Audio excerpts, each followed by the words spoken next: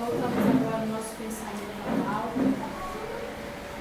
Pedindo a Ti que abra os Teus braços a nos receber com carinho. Que abençoe a todos que aqui puderam estar hoje. Os amigos espirituais aqui presentes possam nos envolver em oração, que possamos aproveitar o máximo possível a palestra. Assim seja. Falar hoje com a gente, nosso amigo e companheiro Sérgio, Faria. Faria. Faz. Com você a palavra.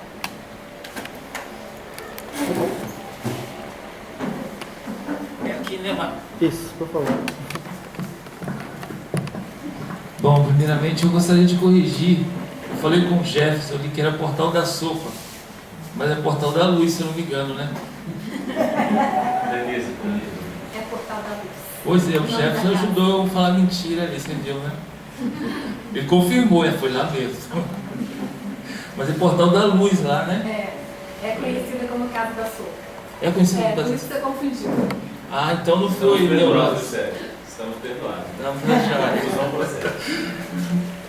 Me deu um troço, depois você já que eu confundi. Mas para quem não conhece, é um trabalho belíssimo. Qual que é o nome do bairro lá? Portal. É Portal Bairro.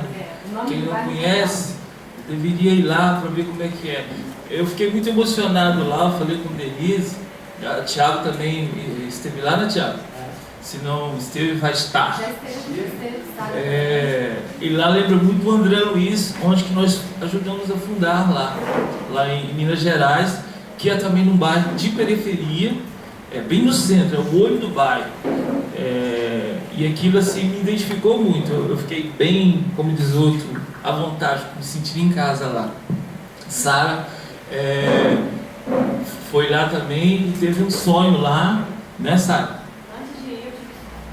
Antes de ir teve um sonho, e a casa que ela teve um sonho com a casa conforme ela lá, eu não tinha dito para ela, e ela sonhou que estava pegando uma criança lá, não é isso?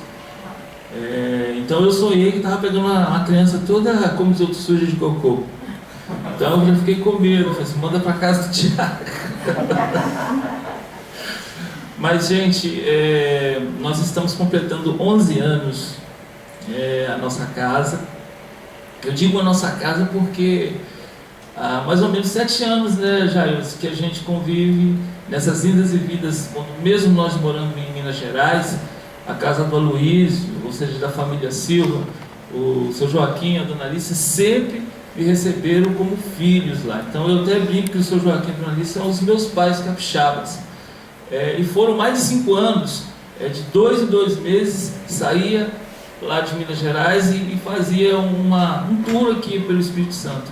Mas quem que patrocinava tudo, graças a Deus, foi a sociedade. Então eu já participava de mediúnica, mesmo morando lá, eu participava das mediúnicas aqui. Então por isso que eu estou falando hoje com muita satisfação. Não falo que estou falando com orgulho, porque às vezes a gente fala que estou falando com orgulho, orgulho é uma coisa ruim. Falo com satisfação. 11 anos. Eu queria que vocês, encarecidamente, batessem uma salva de palmas para a sociedade, por um minutinho que sequer, em gratidão a tudo aquilo que vocês já receberam aqui, porque eu, confesso, já recebi muito. Então, assim, eu sei que não é de praxe fazer isso, mas uma das pessoas que mais trabalha para que essa casa fique aqui de pé é o Aloysio. Mas eu acredito que ele está para fora. Então, assim, onde que ele quer que esteja, ele vai receber essa salva de palmas que nós vamos agora, em um minutinho, em forma de gratidão pela sociedade. Podemos?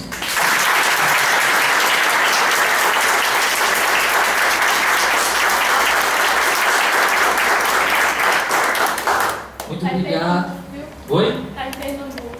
Está em Pernambuco.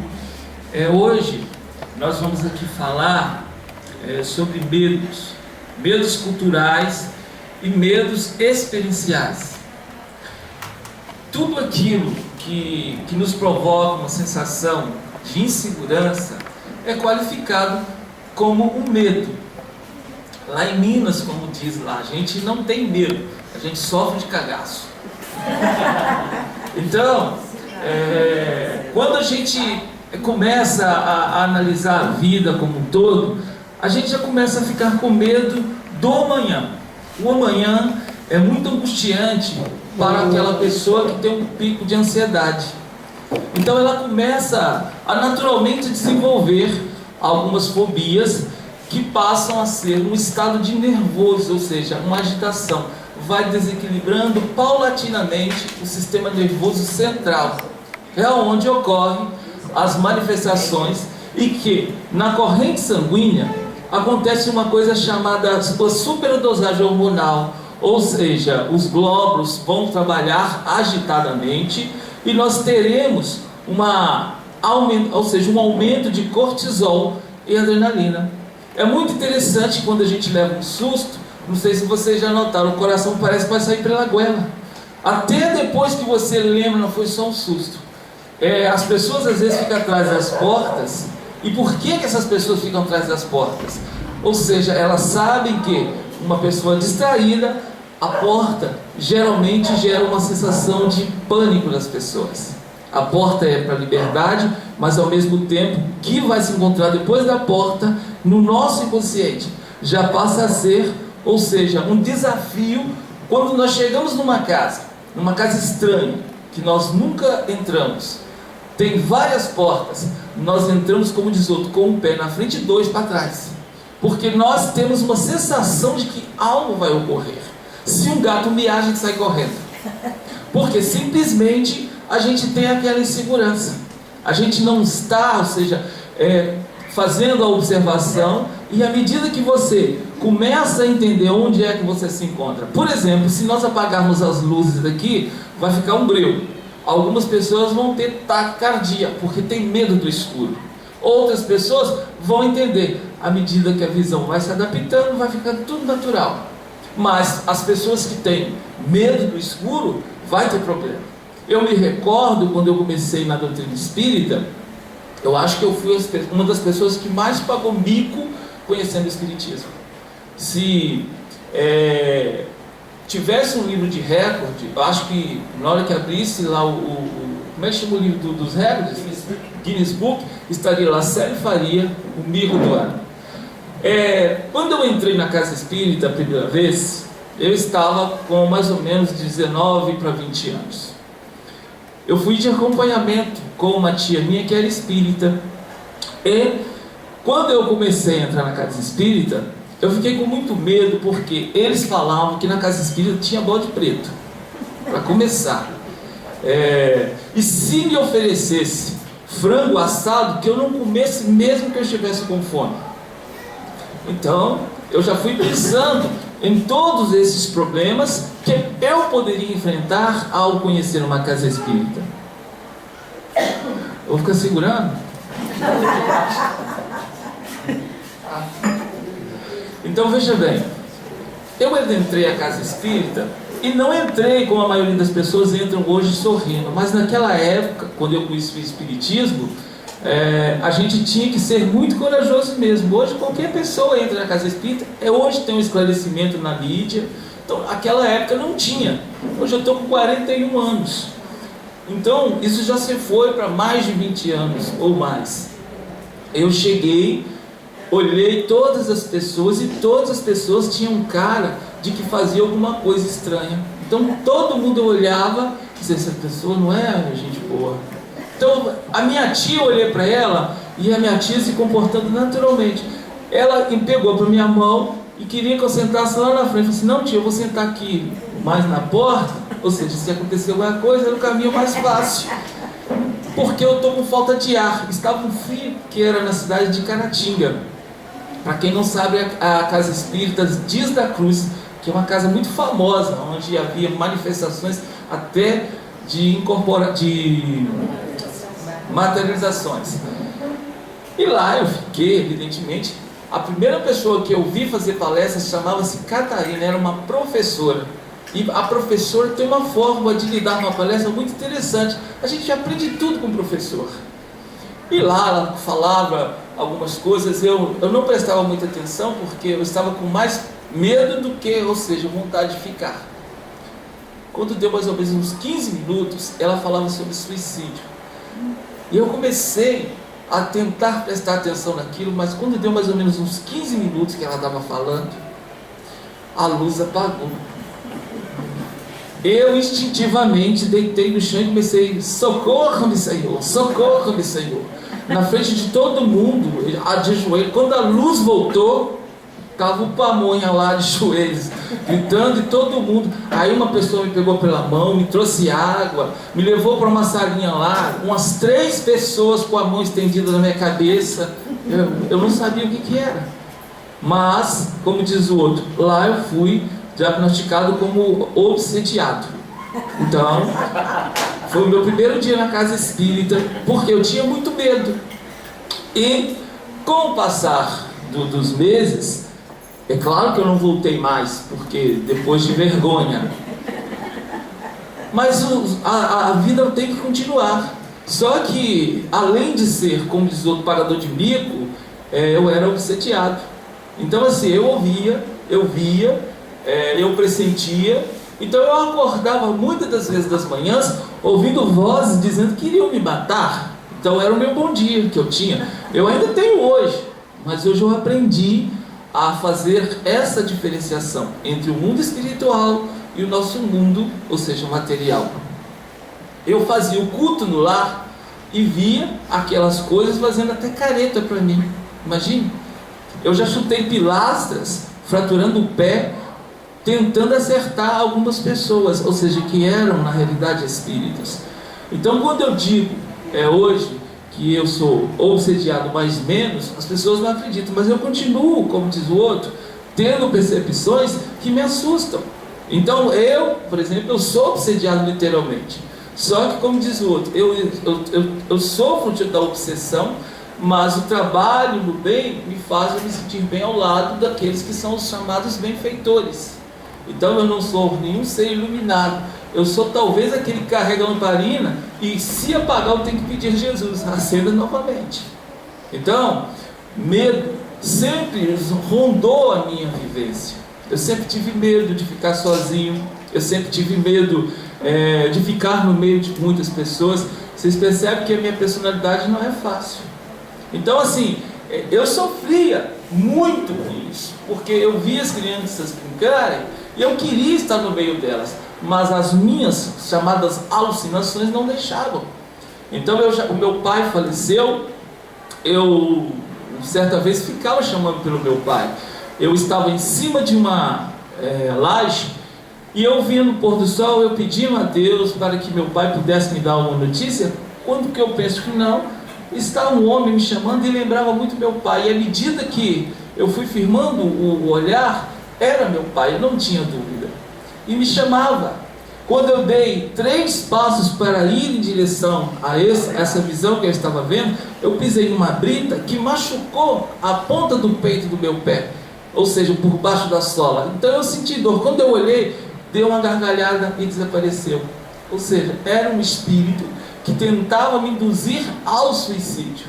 Então, eu passei por muitas dessas situações na minha vida. E por isso que eu digo que nós não precisamos ter medo de conhecer a verdade. Um dia eu conheci a verdade. Você é nada mais, nada menos que um obsediado que precisa trabalhar. Eu não entendi aquilo como ofensa. Eu entendi aquilo como necessidade. Então, algumas pessoas, quando vão à casa espírita e descobrem que estão sendo, por exemplo, influenciados negativamente, eles não voltam à casa espírita porque os médiuns lá são obsediados. E às vezes é a verdade. Mas é óbvio que nós não estamos aqui para dizer às pessoas o quanto elas são obsediadas, mas para dizer o quanto é bom fazer o bem, porque esse é o caminho para nos livrarmos das nossas próprias tentações. O apóstolo Paulo, ele dizia que o bem que ele queria fazer, ele não conseguia, mas o mal que ele não queria fazer, ele fazia. Ou seja, isso está no nosso psiquismo ainda. Ou seja, num mundo de provas e expiações, caminhando para o lado da regeneração. Essa regeneração só vai se dar mediante a transformação moral de cada um de nós. Agora, vamos observar o que o medo pode fazer na vida das pessoas. O medo impede-nos de ir até alguém, porque nós o desconhecemos. O medo impede-nos de amar alguma pessoa, porque nós pensamos que aquela pessoa poderá nos fazer o mesmo que uma outra possivelmente já nos fez. O medo impede de sermos gentis, porque nós não sabemos com quem nós estamos lidando. O medo impede de cumprimentarmos uma pessoa, porque nós não sabemos se a pessoa vai aceitar de bom grado. Então nós ficamos sempre nessa sensação de que algo de ruim vai acontecer. Não viajo de avião porque o avião poderá cair. Isso na realidade é um medo cultural, se nós formos analisar. Por que cultural? Porque é um cultivo, é uma herança herdada. Ouve-se falar que o avião pode cair, mas quando a gente pergunta se você já sofreu algum acidente de avião, aí a pessoa fala assim, é claro que não, se tivesse acontecido eu não estaria aqui. Mas quantas pessoas já sofreram e sobreviveram? Então a gente tem que começar a entender que isso é uma criação do nosso psicológico. Nós ouvimos as informações, então projetamos para dentro do inconsciente. O nosso consciente, ou seja, naquela sensação começa a racionalizar. Mas e se for eu que estiver lá? E se cair comigo? Ou seja, é uma cultura e nós vamos cultivando cada vez mais. As pessoas às vezes têm alguma decepção. Essa decepção é tão massacrante na vida dela que ela começa a cultivar, ou seja, a desconfiança para com todas as outras pessoas.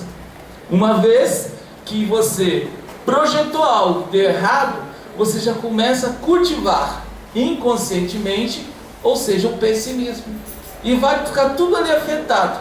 Ora, se você cultiva o pessimismo, cultiva o medo, como é que você vai ter dias melhores? Ou seja, a sua saúde depende dessa certeza de, apesar das dificuldades, você está se esforçando. Uai, Jesus Cristo não disse, fazei tua parte e o céu te ajudará? Ou seja, fazer o bem a você mesmo, começar a conversar com você. Nós temos essa informação através da mídia. Às vezes nós assistimos filmes de terror e o nosso inconsciente pede para a gente ter medo. Tem pessoas que gostam do filme de terror para ter medo. Que o filme de terror é para ter medo. Que racionalmente você assistir um filme e começar assim, nossa, que maquiagem legal. As pessoas que estão do seu lado vão te colocar para fora. Porque o medo, ou seja, o filme é para ter medo. Eu não sirvo para assistir filme de terror. Porque eu começo a conversar comigo mesmo, daí a pouco eu estou falando, estou narrando a cena. Então assim, não dá. Principalmente quando é filme de terror, porque eu quero provar que não me causa medo.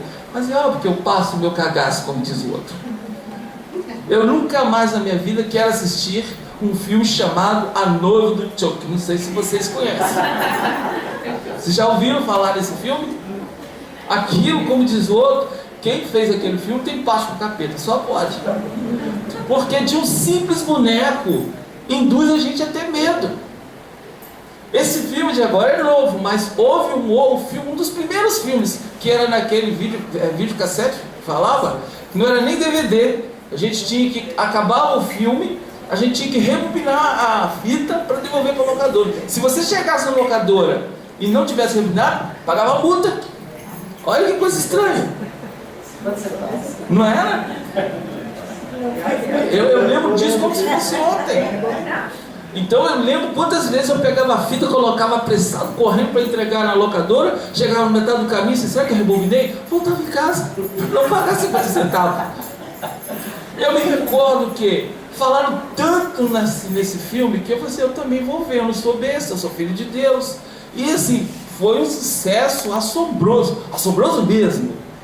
Porque no Brasil não fica para trás. Se tem o Batman lá, que vai ter o morcegão. Aqui no Brasil. Como teve o Chuck lá, aqui nós tivemos o Fofão, não sei se vocês se lembram. E é a cópia exata, um macacãozinho, camisa xadrez, aquela coisa. Quando o filme estava fazendo sucesso, o Fofão do Balão Mágico também aqui no Brasil estava fazendo sucesso. E eu me recordo que eu não era muito simpático com aquele boneco. Fui descobrir depois por que eu não gostava daquele troço. A minha sobrinha quis tanto que fizeram uma vaquinha, porque era caro o danado do boneco. Além de caro, feio, como diz o outro. Compraram e deixaram lá. Eu fui assistir esse filme, assisti sozinho, mas evidentemente nas cenas piores eu tapava a cabeça para mim não ver, e depois que passava a cena eu voltava a fita para ter coragem. Então uma cena eu assistia 3 vezes para ter, ou seja, a coragem de assistir o filme. E aquela cena que o boneco vem com uma faca, aquilo ficou, como diz outro, martelando na minha cabeça. Acabou o filme, consegui assistir o filme, então eu falei, não é nada de mal. Mas quando a gente acabava o filme, tinha um corredor na minha casa, onde que nós morávamos, e a desgraça, como diz o outro, do boneco ficava exatamente em cima de uma prateleira lá. De noite, acabei de assistir um filme do Chuck, com aquela faca. Eu olho, estou andando e vejo um fofão rindo pra mim. Como é que passa naquele troço ali? Era como se fosse exatamente aqui, até chegar lá naquela janela. Como é que passa? Não passei. Evidentemente fiquei a madrugada inteira no sofá, acordei cheio de dores. É a consequência da gente querer ver algo que nos faz mal. Ou seja, a gente assiste alguma coisa para ter medo. Vá se ver uma coisa dessa. Você vai para a academia, paga para fazer força. Olha só.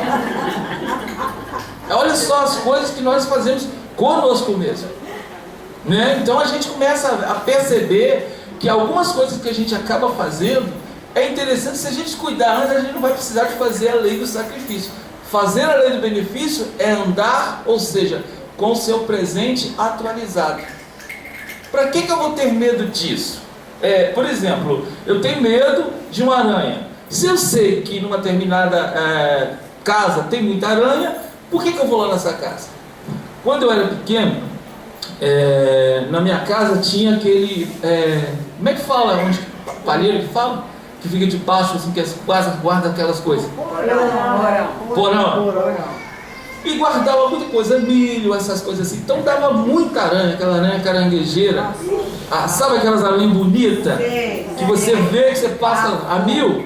Então muitas das vezes eu tinha pesadelo e que aquela aranha estava descendo pela parede e ia, ou seja, picar a gente. E muitas das vezes eu lembro da minha mãe vindo com a lamparina para economizar a luz, evidentemente, vindo em nossa direção e via aqueles bichos exatamente nas paredes quando nós estávamos dormindo. Então eu criei, como dizer, uma fobia desse bicho. Então eu não gosto de ver. Não tenho nada contra. Vamos supor, se Deus pedir a extinção desse bicho, evidentemente que eu não vou assinar. Mas, como diz o outro, eu tenho um certo, ou seja, assim, uma insegurança quanto a esse bicho. E me causa pavor. Não gosto. Mas, se olhar a história, está lá na minha infância. Ou seja, ficou no meu inconsciente que aquele bicho era mau. Outra coisa, como o medo cultural que nós cultivamos a todo instante. Em pleno século XXI, as mães ou as babás assim, não vai para lá não, que o homem do saco pega. Todas as mães, todas as babás acabam fazendo isso. Teve um dia que eu estava conversando com uma amiga psicóloga, ela ficou assim, sério, eu também fico surpresa, como que isso acontece? Mas você acredita que as pessoas vão para o consultório, eu vou lá, explico, aí eu tenho a netinha, como eu tenho preguiça de correr atrás dela, eu vou e falo isso com ela. Pois é. Então, se você começa a imaginar bem, eu me recordo que lá nas Minas Gerais tinha um homem lá chamado Bastião Chouriço. Olha o nome do homem. O homem andava com um saco e andava, ou seja, pedindo as coisas na rua. Não era um homem mau. Eu me recordo que meu pai conversava, batia altos papos com ele. E ele parecia ter uma lucidez diferente das outras pessoas. Era uma pessoa sábia até. Mas eu me recordo de quantas vezes eles falavam assim, não sai que o Bastião Chouriço está lá fora. Eu, dos 5 até os 6 anos, eu escutava isso. Quando eu completei 8 anos, meu pai falou assim, agora você virou homem, você vai lá na mercearia comprar isso para sua mãe. Tinha que ir sozinho. Lá vai eu assoviando, quando eu vejo quem está vindo, Bastião Chouriço. Eu engoli o assobio, como diz o outro. Evidentemente que eu voltei para casa. E quando eu voltei, como diz o outro, eu quase apanhei. E graças a Deus, alguém disse assim, mas vocês colocar na cabeça dele que ele tinha entendido daquele homem, ver o homem, você acha que ele vai? Ele não é besta. Ele vai apanhar, mas não vai. Evidentemente, eu preferiria apanhar do meu pai que conhecia ele, do que eu apanhar, evidentemente, do homem do saco que eu não conhecia. Apanhar de quem você não conhece é mais vexatório, não é? Então, apanhar de quem você já conhece, pelo menos você já sabe quem é a pessoa. Então, é isso que é importante.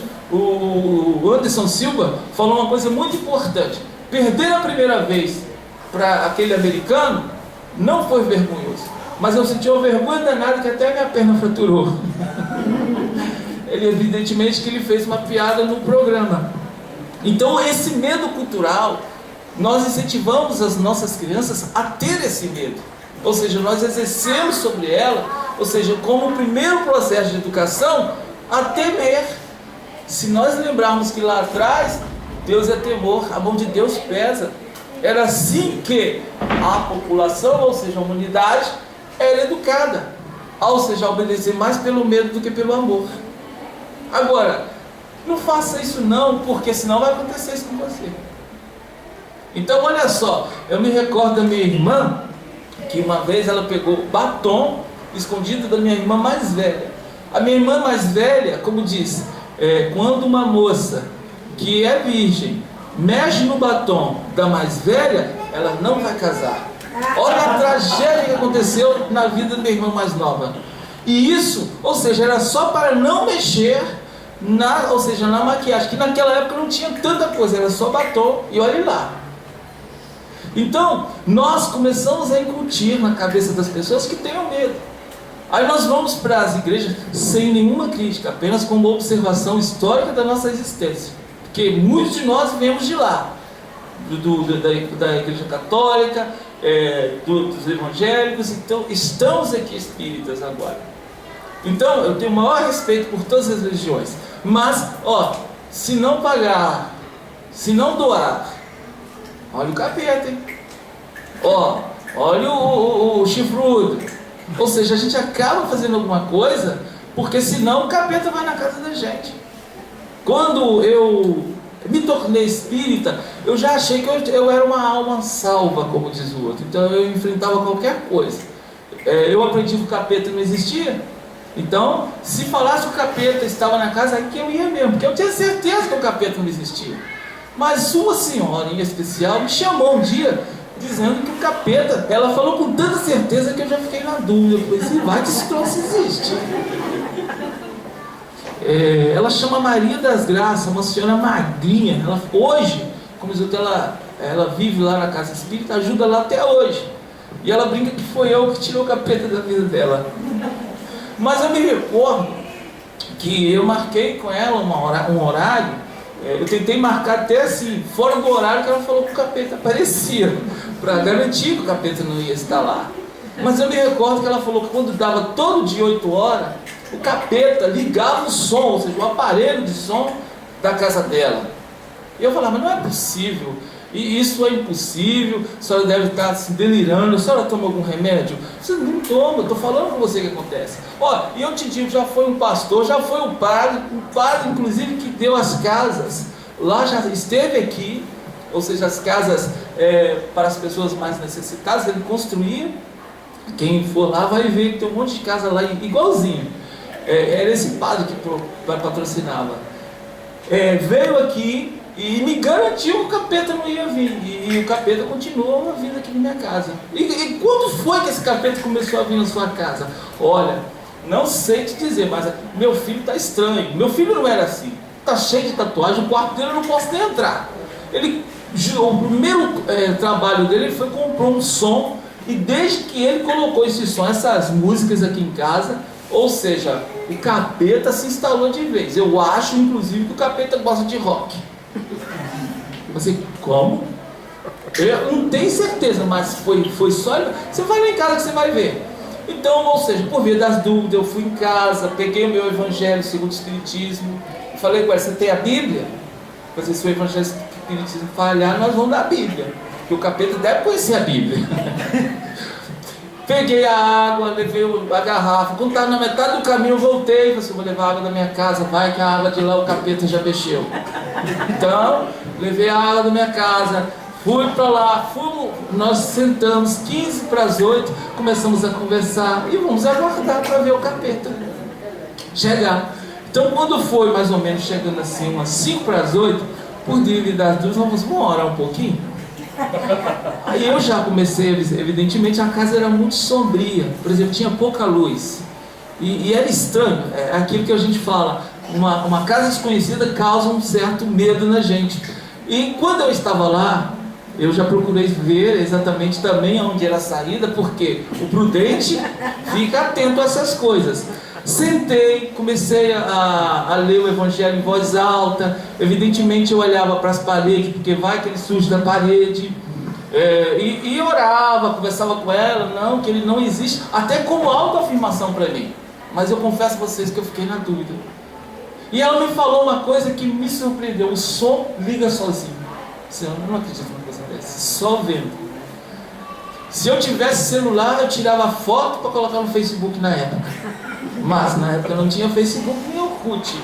Então, estou lá eu, quando penso que não, bate uma ventania estranha, o armário começa a sacudir, e ela estava armando chuva, mas eu já comecei a imaginar, o troço vai vir mesmo. Comecei a ter aquela sudorese, e eu comecei a querer despedir dela para dar tempo de ir embora. E você viu que o capeta não veio, mas ela me segurou, conversou comigo. Quando eu olho, o doutor Bezerra chegando, ela falou assim: se o homem veio é porque o troço existe. Aí eu comecei a ficar com medo. Então o doutor Bezerra chegou serenamente, vendo o pamonha aqui em apuro, e me pergunta: meu filho, a doutrina espírita de cultura. E ele começou a falar, e eu falei assim: será que é para me falar para ela? E ele começou a falar: se você sabia que o Espírito liberta a gente das crenças, mostra o caminho real da verdade, e você sabe que essas coisas não ocorrem, são apenas espíritos inferiores. Mas se o espírito inferior vier vestido de capeta, eu vou embora. Eu não quero nem saber. Fica tranquilo. Pede a ela para pegar o manual. Eu falei assim: manual? Manual do som, meu filho. E o que tem o manual? Vai lá no menu. E o que tem o menu? O que é menu? Existe, não sei se o senhor sabe, mas hoje em dia os aparelhos de som têm uma programação que desperta. É só desprogramar, não é capeta, é o filho dela que programou. Basta desprogramar, meu filho. Uai, porque naquela época eu tinha um rádio e uma pilha, eu não tinha aqueles aparelhos de som caro. Então fomos lá, lemos, não, só vou dar uma olhada conferida aqui. E à medida que ele foi falando, a gente conseguiu desprogramar. O aparelho não como os outros tocou.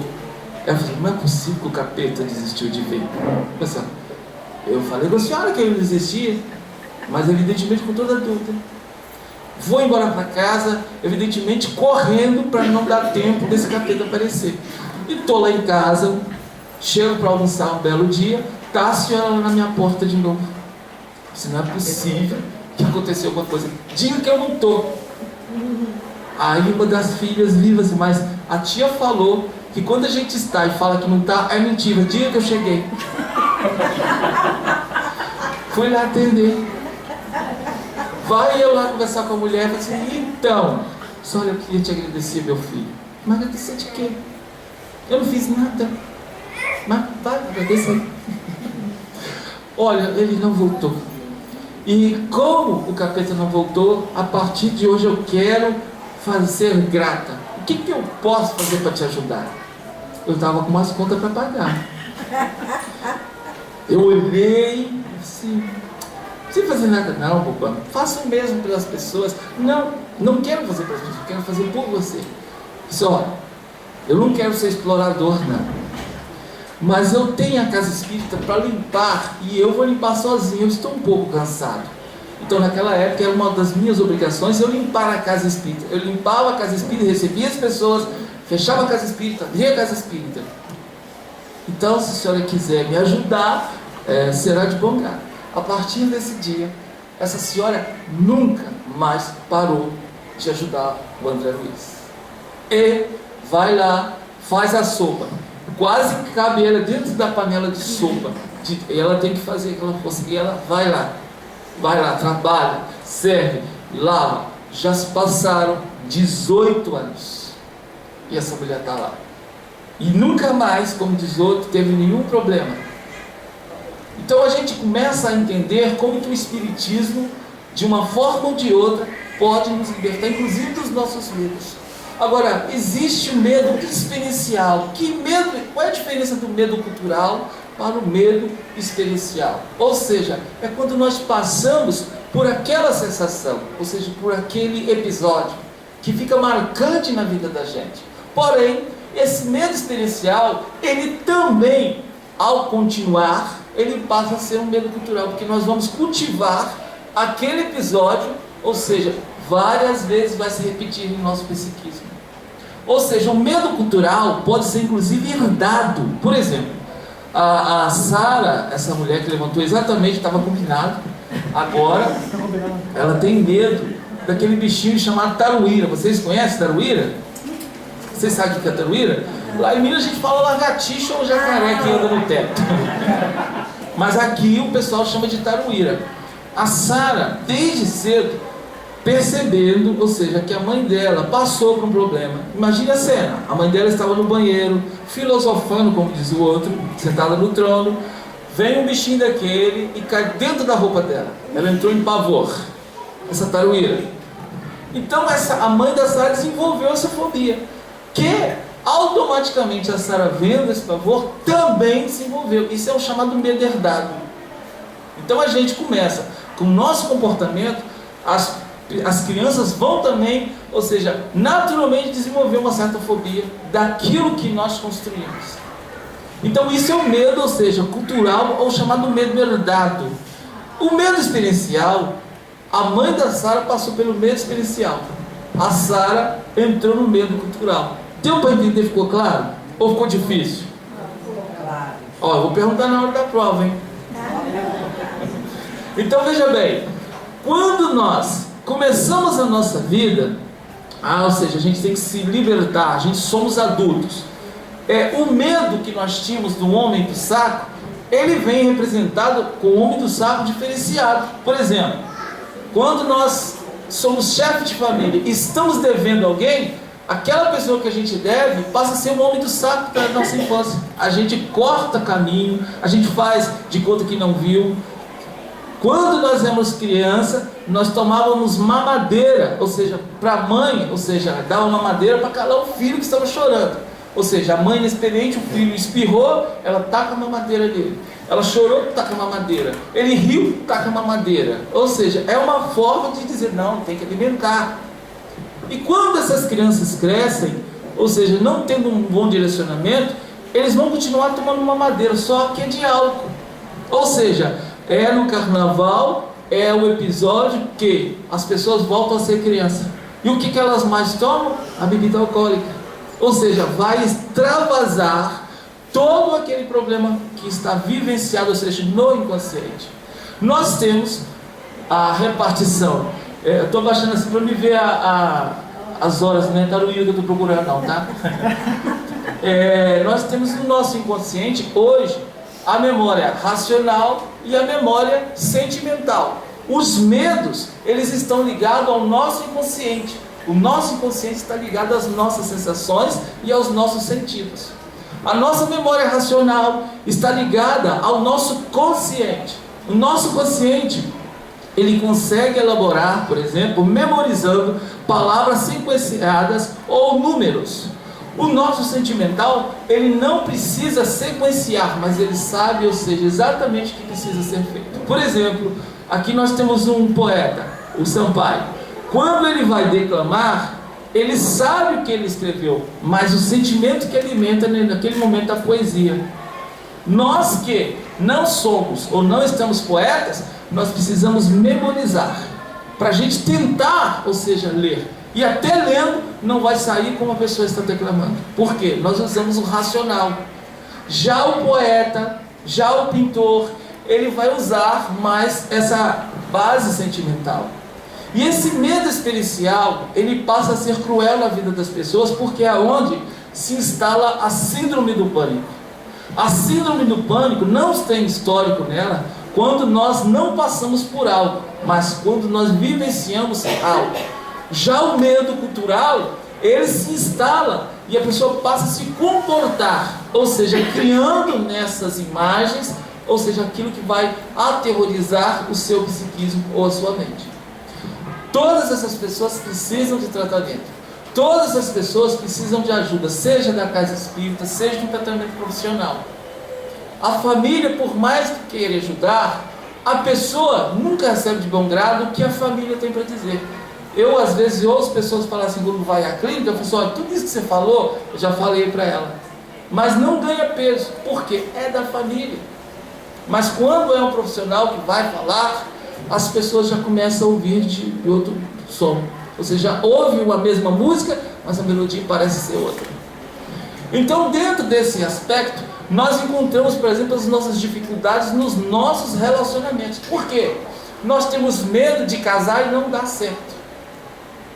Quando vai se casar, lá já tem, ou seja, a gente assina um termo para que se algo der errado, a gente fica, ou seja, com a prudência. Ou seja, divisão de bens, parcial ou não.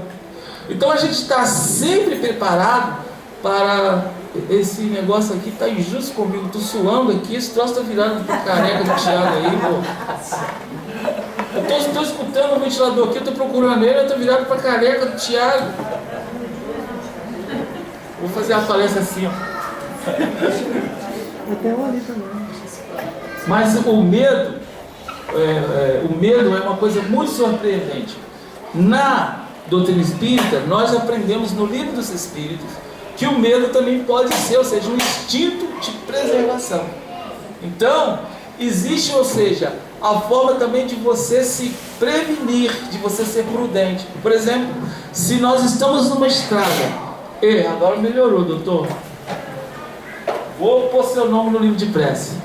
Então veja bem, quando nós estamos numa estrada, o prudente olha e observa se ele pode fazer ultrapassagem normalmente sem causar perigo nem para quem está vindo e nem para ele que precisa de ultrapassar. Já o imprudente, muitas das vezes, ou seja, com aquela pressa, ele faz primeiro para depois pensar. Ou seja, a grande margem de acidentes são causados pela imprudência dos motoristas que trafegamos pelas estradas. No entanto, se você parar para analisar, o medo é esse que está vindo de lá para cá. A prudência é o que está atrás de um carro. O que quer dizer essa figura? Imagine bem a cena. Você está atrás de uma carreta, existe um carro que está vindo a uma certa distância. Esse carro que está vindo na sua direção contrária é o medo. Você que está atrás significa a prudência. Então, num determinado tempo, o medo vai vir e vai passar. O medo passa, o medo não se instala.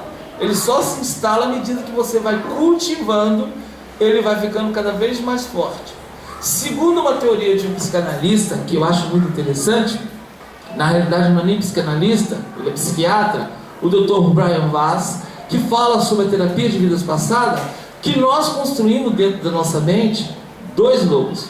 Um lobo claro, branco, que é o lobo da prudência. E o lobo, ou seja, ingrato, que é aquele que você alimenta e é dele que você vai sucumbir. Por quê?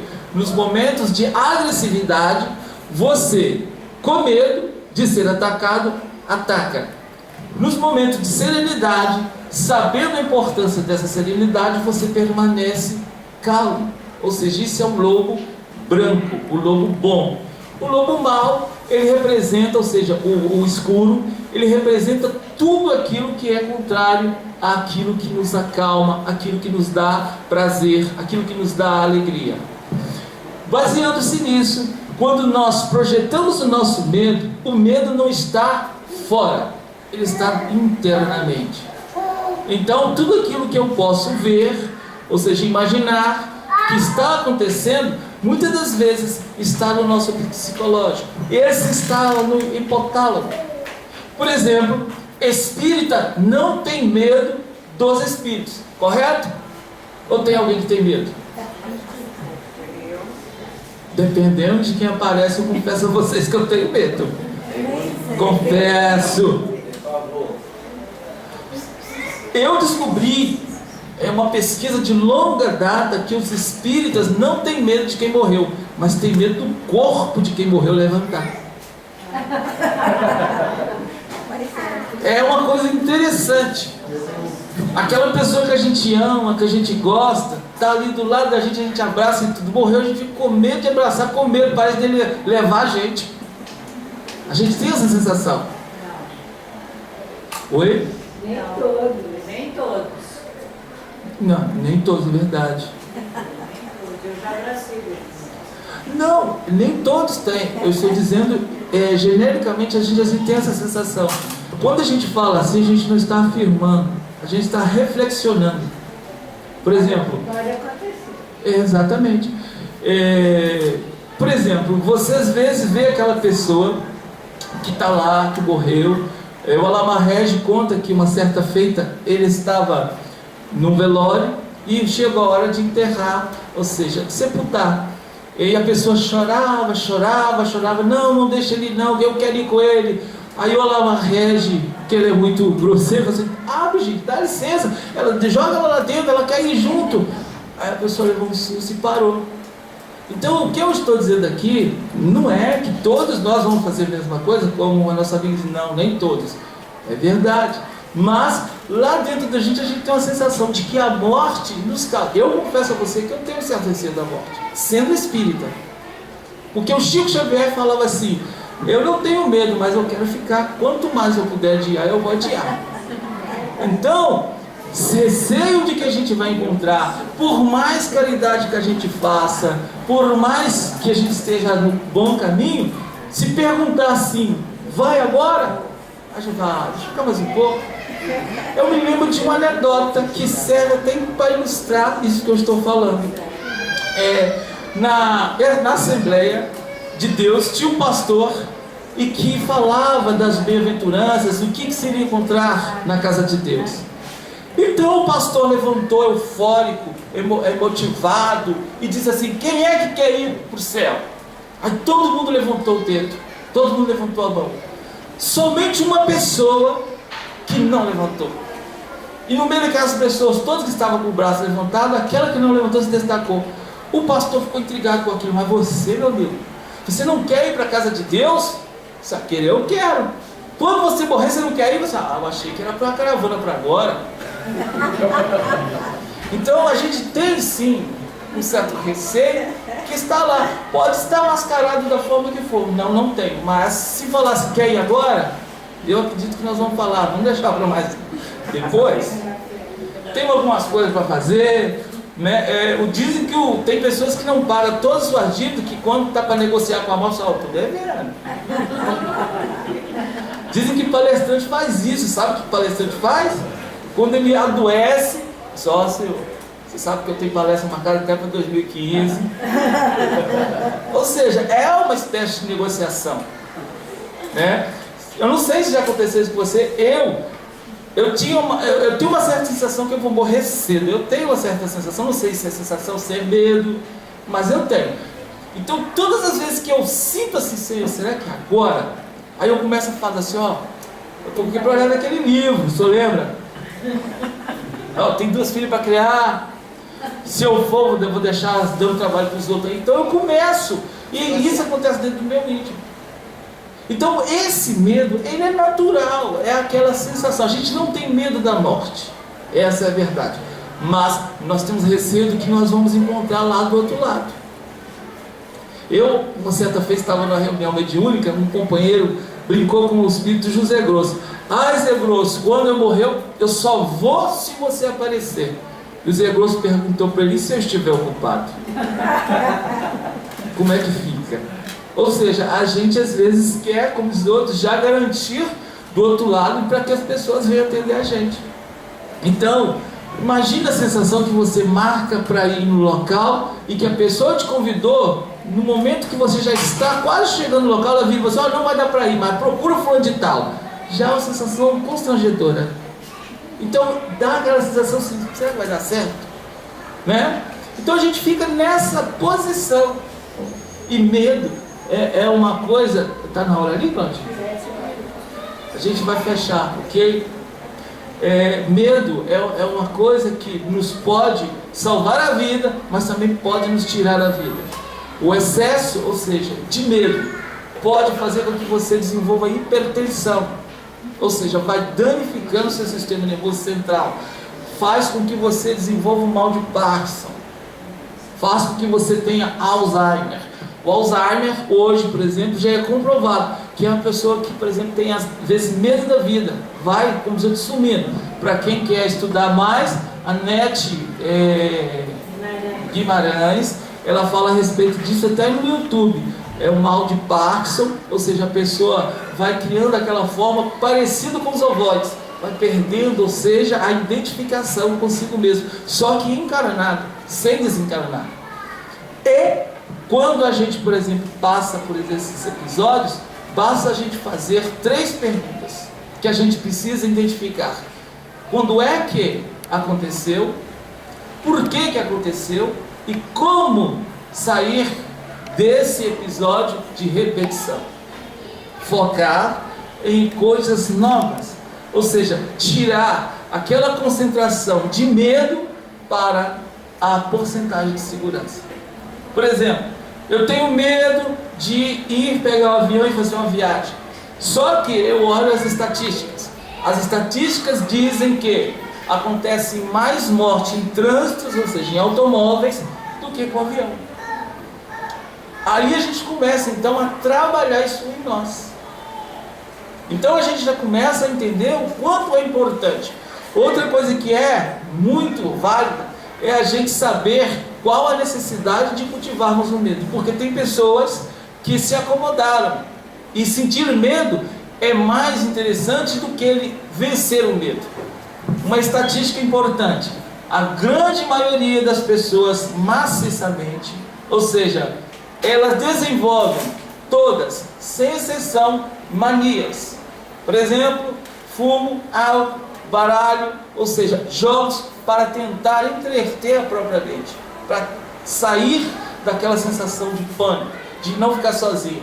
Então, geralmente, isso daí não quer dizer que todas as pessoas, ou seja, são qualificadas como medrosas, mas essencialmente, como Allan Kardec diz que todos nós somos médios, o Sérgio Faria pode dizer que todos nós temos medinhos. Então, essa sensação de medo acompanha a todo instante. A todo instante a gente às vezes tem uma sensaçãozinha de medo. Só que esse medo, quando ele passa a ser alarmante, ou seja, você começa já a achar que tem alguém te perseguindo, você começa a ter pesadelos um atrás do outro, recorrentes ao medo, tem que ser tratado. Vai a uma casa espírita, vai a um psicólogo, vai a um psicanalista, a um psiquiatra, mas faça alguma coisa por você mesmo. Eu queria agradecer, sim, mais uma vez a doutrina espírita, agradecer a vocês por terem pacientemente me escutado, me dado a oportunidade de dividir reflexões e pesquisas nesse campo. Medos culturais e experienciais é uma pesquisa que nós estamos desenvolvendo até para separar o que é o medo sentimental e o medo psicológico. Que se tudo der certo, em agosto, graças a Deus, terá mais um volume de um livro baseado nesses medos culturais e experienciais. Agradeço e que vocês possam voltar para a casa de vocês cada vez mais seguros de que existe um Deus de bondade infinita, porque tudo aquilo que é ruim a gente deve esquecer e se concentrar em tudo aquilo que nos provocou bem. Quando a gente não se preocupa, ou seja, com o que nos faz mal, é natural que a gente se ocupa com o que nos faz bem. Se eu pudesse pedir a vocês, esqueça tudo o que eu disse, mas concentre-se nisso. Não se preocupe com o que te faz medo, mas se ocupe com o que te dá segurança. Eu agradeceria do fundo da minha alma. Muito obrigado.